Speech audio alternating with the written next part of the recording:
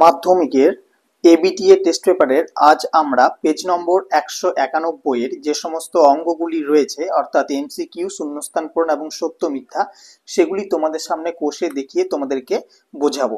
কাজেই যারা মাধ্যমিকের ছাত্রছাত্রী রয়েছে অবশ্যই তোমরা এবিটিএ টেস্ট পেপারটির সমাধান করতে চাইলে এই 191 পেজটি সমস্ত সমাধান এই ভিডিওতে পেয়ে যাবে।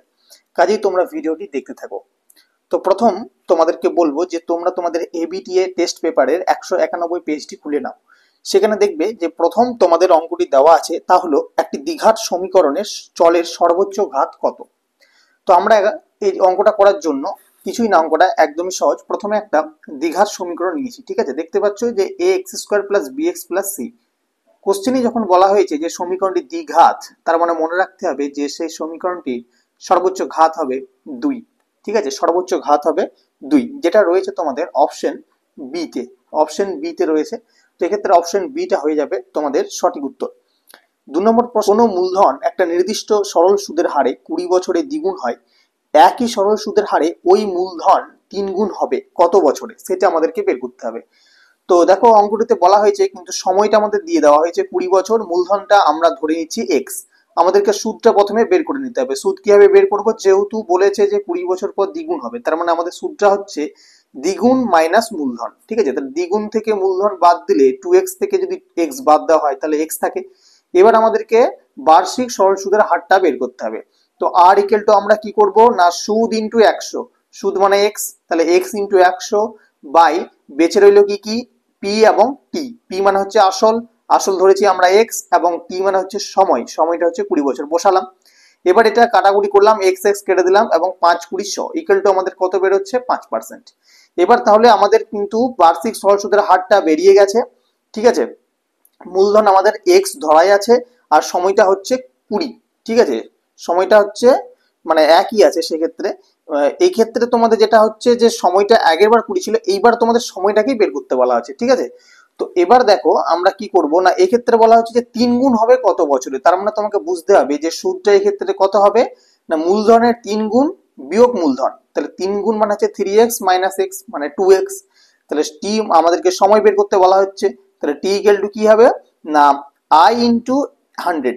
i মানে হচ্ছে সুদ, সুদ আমাদের 2x বেরিয়েছে, তাহলে 2x ইনটু 100 বাই কে কে বেঁচে রইল, আসলটা বেঁচে রইল এবং বেঁচে রইল আর, মানে পি এবং আর। পি মানে হচ্ছে আসল মানে মূলধন যেটা রয়েছে এক্স, এবং আর মানে আমরা বের করে নিয়েছি 5%, বসালাম 5। তাহলে এক্স এক্স কেটে গেল, 5 20 100, ঠিক আছে। 5 কে 100 দিয়ে 5 দিয়ে যখন 100 কে কাটলাম আমাদের 20 বেরোলো, তাহলে 20 2 হচ্ছে 40, তাহলে উত্তরটা হচ্ছে 40 বছর, ঠিক আছে। যেটা রয়েছে তোমাদের অপশন সি তে, অপশন সি তে এটা রয়েছে। আচ্ছা, এরপর দেখো 3 নম্বর এমসিকিউ। 3 নম্বর এমসিকিউ তে কি বলা হচ্ছে একটু দেখে নিই। বলা হচ্ছে দুটি ঘনকের আয়তনের অনুপাত 1:27 হলে ঘনক দুটির সমগ্রতলের ক্ষেত্রফলের অনুপাত কত হবে। তো দেখো আয়তনের অনুপাত বলা হচ্ছে, ধরে নিচ্ছি যে একটা ঘনকের বাহু a1 এবং একটার বাহু হচ্ছে a2। তাহলে একটা যদি a1 একটা যদি a2 হয়, তাহলে আমরা জানি যে ঘনকের আয়তনের সূত্র হচ্ছে বাহু কিউব। তার মানে a1/a2 তার হোল কিউব ইকুয়াল টু 1/27, ঠিক আছে। বা a1/a2 তার হোল কিউব ইকুয়াল টু এই 1/27টাকে আমরা লিখতে পারি 1/3 তার হোল কিউব লিখতে পারি, কারণ 3 এর কিউব মানে 27 হয়। তাহলে এবার কিউব কিউব ক্যান্সেল, তাহলে থাকছে কে a1/a2 ইকুয়াল টু 1/3। এবার বলা হয়েছিল যে আমাদের সমগ্রতলের ক্ষেত্রফলের অনুপাত কত। তো আমরা সমগ্রতলের ক্ষেত্রফলের সূত্রতে চলে আসবো। প্রথম ঘনকের ক্ষেত্রে 6 এ বাহু 1 মানে তোমাদের বাহু স্কয়ার হয় 6 ইনটু বাহু স্কয়ার। তো প্রথমের ক্ষেত্রে বাহু যেহেতু a1 ধরেছিলাম, তাহলে 6 ইনটু বাহু স্কয়ার মানে 6 ইনটু a1 স্কয়ার, আর দ্বিতীয় ঘনকের ক্ষেত্রে 6 ইনটু a2 স্কয়ার। এবারে 6 6 কেটে গেল, তাহলে পড়ে রইল a1 square by a2 square. তাহলে আমরা এটাকে একবারে হোল স্কয়ার করে দিলাম, a1/a2 তার হোল স্কয়ার। এবার a1/a2 এর মান তো আমরা জানি কত ছিল 1/3, তাই তো 1/3। সেই 1/3টাকে আমরা এখানে বস করালাম 1/3। এবার 1/3 তার স্কয়ার মানে কি, 1 এর স্কয়ার মানে 1 এবং 3 এর স্কয়ার মানে 9, তাহলে 1/9 ইকুয়াল টু হচ্ছে 1:9। তো এই 1:9টা হবে আমাদের সঠিক উত্তর, যেটা রয়েছে তোমাদের অপশন সি তে, ঠিক আছে। আচ্ছা, এবার চলে যাবো আমরা 4 নম্বর এমসিকিউ। 4 নম্বর এমসিকিউটা কি বলা হচ্ছে একটু ভালোভাবে আগে দেখে নিই। এখানে বলা হচ্ছে যে 2a = 3b = 4c হলে a:b:c হবে, মানে a b এবং c এর অনুপাতটা বের করতে হবে। তো এই অঙ্কটা করার জন্য প্রথমে আমাদেরকে 2a = 3b = 4c = k ধরে নিতে হবে, ঠিক আছে। এটাকে k ধরে নিতে হবে। তাহলে 2a ইকুয়াল টু যদি k হয় তাহলে a ইকুয়াল টু কি হবে, যেহেতু 2 এর সাথে গুণ হয়ে রয়েছে তাহলে ওই দিকে গেলে মানে বাঁ দিক থেকে যদি ডান দিকে আসে তাহলে a ইকুয়াল টু কি হবে k/2, b ইকুয়াল টু কি হবে k/3, c ইকুয়াল টু কি হবে k/4। এবার দেখো আমরা a b c তিনটে কিন্তু পেয়ে গেলাম। এবার আমরা a:b:c করব। তাহলে a:b:c করলে কি হবে না, a মান পেয়েছিলাম আমরা k/2, b এর মান পেয়েছিলাম k/3, c এর মান পেয়েছিলাম k/4, লিখে নিলাম।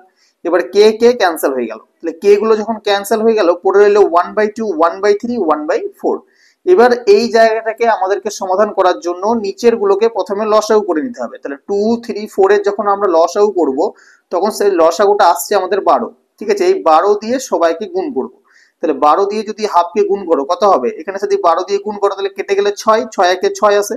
1/3 এর সাথে যদি 12 গুণ করো তাহলে কি হবে, 3 দিয়ে 12 কে কেটে গেলে 4 আসবে, 4 এর সাথে 1 গুণ করলে 4 আসবে। আবার 1/4 এর সাথে যদি 12 গুণ করো তাহলে কি হবে, 4 এর সাথে কেটে গেলে 3 হবে, 3 1 3 মানে 3 একে 3 হবে। তাহলে উত্তরটা আসবে 6:4:3, যেটা রয়েছে তোমাদের অপশন ডি তে। ঠিক আছে, অপশন ডি হবে এক্ষেত্রে সঠিক উত্তর। এরপর চলে যাবো 5 নম্বর এমসিকিউ। 5 নম্বর এমসিকিউ তে বলা হচ্ছে তোমাদের কি বলা হচ্ছে দেখে নি একটু, বলা হচ্ছে যে ও কেন্দ্রীয় বৃত্তের এবি ব্যাস এবিসিডি বৃত্তস্থ চতুর্ভুজ কোণ এডিসি ইকুয়াল টু 120 ডিগ্রি হলে কোণ বিএসি এর মান কত। তো দেখো আমি একটা এক্ষেত্রে বৃত্ত এঁকে নিয়েছি এবং তার বৃত্তস্থ একটা চতুর্ভুজ এঁকে নিয়েছি। ঠিক আছে, এ বি সি ডি। এবার এই চতুর্ভুজ দ্বারা বলে দেওয়া হচ্ছে যে এখানে এবিটা ব্যাস, ঠিক আছে, এবং এডিসি হচ্ছে 120 ডিগ্রি, তাই তো 120 ডিগ্রি। আমাদেরকে বিএসি এই কোণটা বের করতে হবে, মানে শুধুমাত্র এইটুকু কোণটা বের করতে হবে। তো এটা বের করার জন্য কি করব, আমরা একটা উপপাদ্য পড়েছিলাম যে বৃত্তস্থ চতুর্ভুজের বিপরীত কোণগুলো পরস্পর সম্পূরক, মানে বিপরীত কোণ দুটো যোগফল হয় 180 ডিগ্রি। তাহলে যেহেতু এই কোণটা হচ্ছে 120 ডিগ্রি, নিশ্চয়ই এই কোণটা 60 ডিগ্রি হবে, তাই তো। এই কোণটা হচ্ছে আমাদের 60 ডিগ্রি। এবার দেখো আমরা সেটা কি করে নিচ্ছি, বের করে নিচ্ছি। কোণ এবিসি এই কোণটা আমরা 60 ডিগ্রি বের করে নিচ্ছি। আমাদেরকে চাই কোনটা, বি এ সি এই কোণটা চাই। আর একটা সূত্র আমরা কি জানি, যে বৃত্তস্থ চতুর্ভুজের পাশাপাশি কোণ দুটো সমান হয়, মানে এটা যদি 60 ডিগ্রি হয় তোমার এটাও হবে 60 ডিগ্রি। তাহলে এই গোটাটাই যদি 60 ডিগ্রি হয় তাহলে বিএসি, তাহলে এই যে মাঝে একটা কর্ণ গেছে তো এই অর্ধেকটা নিশ্চয়ই 30 ডিগ্রি হবে, তাই তো। 60 এর হাফ মানে 30 ডিগ্রি। এই অঙ্কটা অন্য প্রসেসেও করা যায়। আচ্ছা, এরপর হচ্ছে 6 নম্বর এমসিকিউ। 6 নম্বর এমসিকিউ বলা হচ্ছে যদি 3x equal to cosec alpha এবং 3/x equal to cot alpha হয় তাহলে 3 into x square minus 1/x স্কোয়ারের মান কত হবে। চারটি অপশন আছে, দেখে নেবো আমরা অঙ্কটা কিভাবে হচ্ছে। দেওয়া আছে 3x equal to cosec alpha, 3/x equal to cot alpha. ঠিক আছে, আমাদেরকে বের করতে হবে এর মানটা, মানে 3 into x square minus 1/x square, এই মানটা আমাদেরকে বের করতে হবে। তো কি করবো, এক্ষেত্রে ত্রিকোণমিতির আমরা একটা সূত্র জানি, সূত্রটা হচ্ছে cosec alpha minus cosec square theta minus cot square theta equal to 1, এই সূত্রটা আমরা জানি। এখন এই cosec যে আলফা রয়েছে বা cosec থিটা রয়েছে তার মানটা আমাদেরকে দেওয়া আছে 3x, আমরা 3x বসালাম আর উপর স্কোয়ার আছে বলে স্কোয়ারটা দিলাম, মাইনাস cot আলফার মানও দেওয়া আছে 3/x, সেটাও বসালাম এবং উপর স্কোয়ার আছে বলে দিলাম ইকুয়াল টু 1। তাহলে এবার দেখো 3x তার হোল স্কোয়ার মানে কি 9x স্কোয়ার মাইনাস 3 এর স্কোয়ার মানে 9 এবং x স্কোয়ার মানে x স্কোয়ার ইকুয়াল টু 1। এবার এই দুটো থেকে একটা কিন্তু কমন আছে, কি এক্ষেত্রেও 9 আছে এক্ষেত্রেও 9 আছে, তাহলে আমি 9টা কমন নিলাম। 9 যদি এক্ষেত্রে কমন যায় তাহলে পড়ে রয়েছে আমাদের x square minus 1/x square equal to 1। তাহলে এই 9টা এই সাইডে গুণ আছে, 9টা এই সাইডে গুণ আছে, বাঁ দিক থেকে ডান দিকে গেলে আমার ভাগ হয়ে যাবে, মানে x square minus 1/x square equal to 1/9। এবার এইদিকে চলে এসো, এখানে দেখো যে 3 into x square minus 1/x square আছে, কিন্তু এই x square by 1/x square মান আমরা কিন্তু পেয়ে গেছি কত, 1/9, তাই তো 1/9 পেয়ে গেছি। এই 1/9টাকে আমরা এখানে বসালাম, যখনই 1/9 বসালাম দেখো 3 3 9 কেটে গেল, নিচে 3 উপরে 1, তাহলে উত্তরটা হচ্ছে 1/3। 1/3 হবে সঠিক উত্তর, যেটা রয়েছে তোমাদের অপশন সি তে। ঠিক আছে, তাহলে এইগুলি এমসিকিউ গুলো। এবার হচ্ছে তোমাদের 2 এর দাগে শূন্যস্থান পূরণ। শূন্যস্থান পূরণের প্রথমের অঙ্কটা বলা হচ্ছে যে 1 বছরের আসল ও সুদ আসলের অনুপাত 8:9 হলে বার্ষিক সরল সুদের হার কত। তো এই অঙ্কটা করার জন্য আমরা প্রথমে আসলটা ধরে নেব 8x, কারণ আসল এবং সুদ আসলের অনুপাতটা বলে দিচ্ছে 8:9। তাহলে আমরা আসলটা ধরছি 8x এবং সুদ যুক্ত আসল, সুদ আসল মানে হচ্ছে সুদ যুক্ত আসল, সেটাকে ধরে নিচ্ছি 9x। এবার দেখো এখানে যেহেতু আসল দেওয়া হচ্ছে, আসলের জায়গায় আসলটাকে যদি আমি এদিকে নিয়ে যাই তাহলে কি হবে 9x মাইনাস আসল, আর আসল মানে আমরা জানি 8x, তার মানে সুদ ইকুয়াল টু কি হচ্ছে 9x মাইনাস 8x। 9x থেকে যদি 8x বাদ দেওয়া হয় তাহলে আমাদের থাকে শুধু x, মানে সুদ আমরা পেলাম শুধু x, আসল পেলাম 8x, আর সময়টা মানে টিটা দিয়ে দিয়েছে 1 বছর। আমাদেরকে বার্ষিক সুদের হার মানে আরটা বের করতে বলেছে। তাহলে আর ইকুয়াল টু আমরা জানি যে সুদ গণিত 100 বাই পিটি, ঠিক আছে। তাহলে সুদ আছে x, তাই তো, 100 বাই পি মানে হচ্ছে আসল মানে হচ্ছে 8x ইন্টু টি মানে 1 বছর। এবারে দেখো x কেটে গেল এবং 4 দুগুণে 8 হয় আর 4 25 100, মানে হচ্ছে আমার 25/2। 25/2 যদি ভাগ করো তাহলে আসবে 12.5%, মানে 12.12%। এটা আবার এরকম ভাবে লিখতে পারো 12.5, মানে 12.5%। দুটো উত্তরই সম্ভব, ঠিক আছে। তো যেটা ইচ্ছা লিখতে পারো, কোনো অসুবিধা হবে না।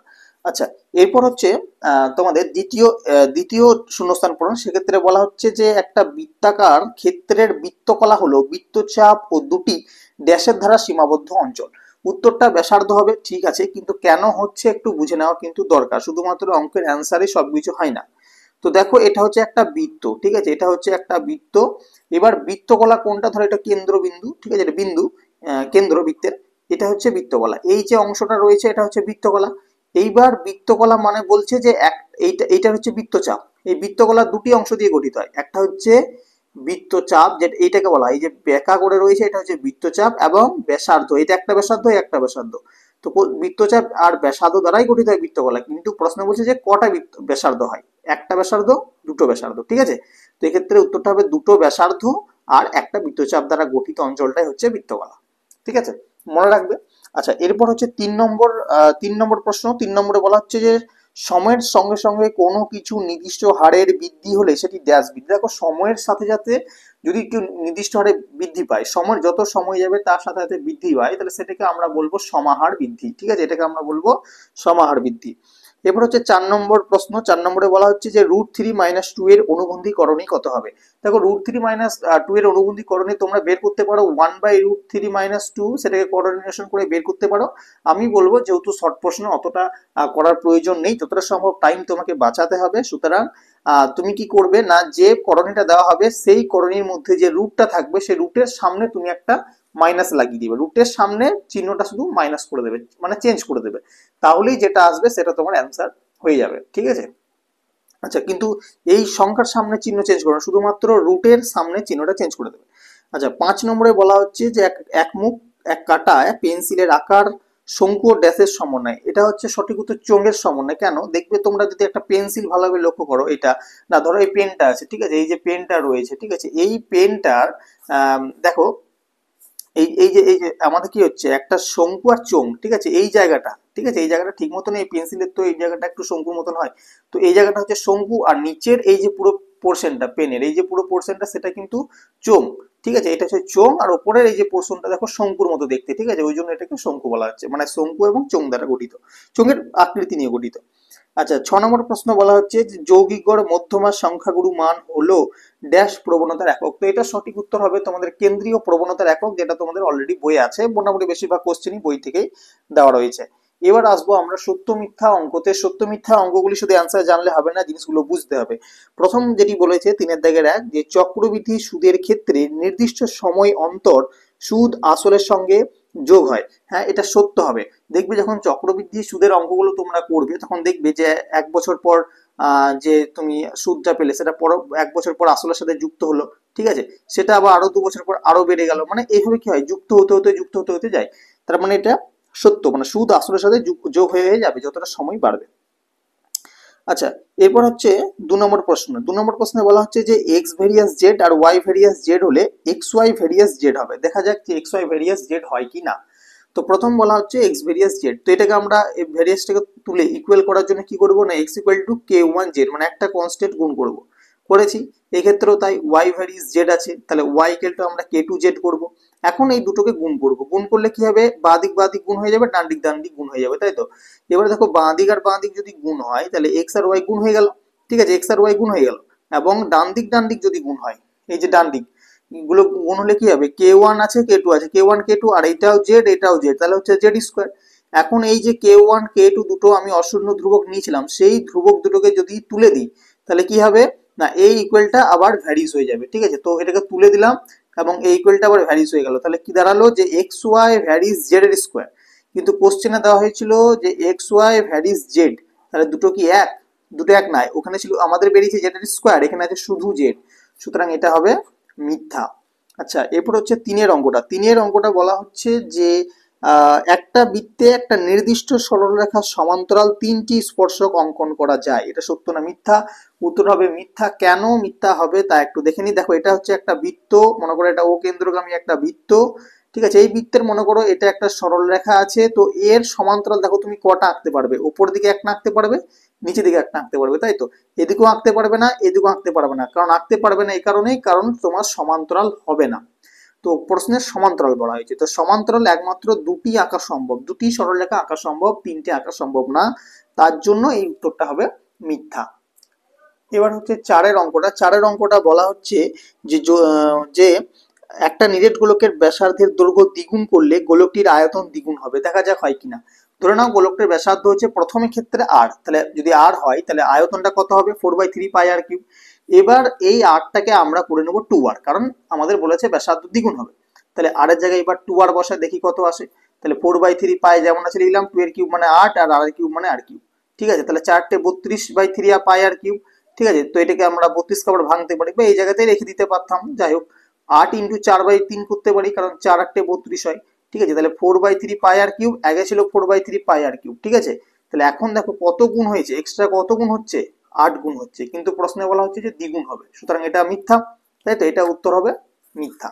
আচ্ছা, এরপর হচ্ছে 5 নম্বর প্রশ্ন। 5 নম্বর প্রশ্নে কি বলা হচ্ছে?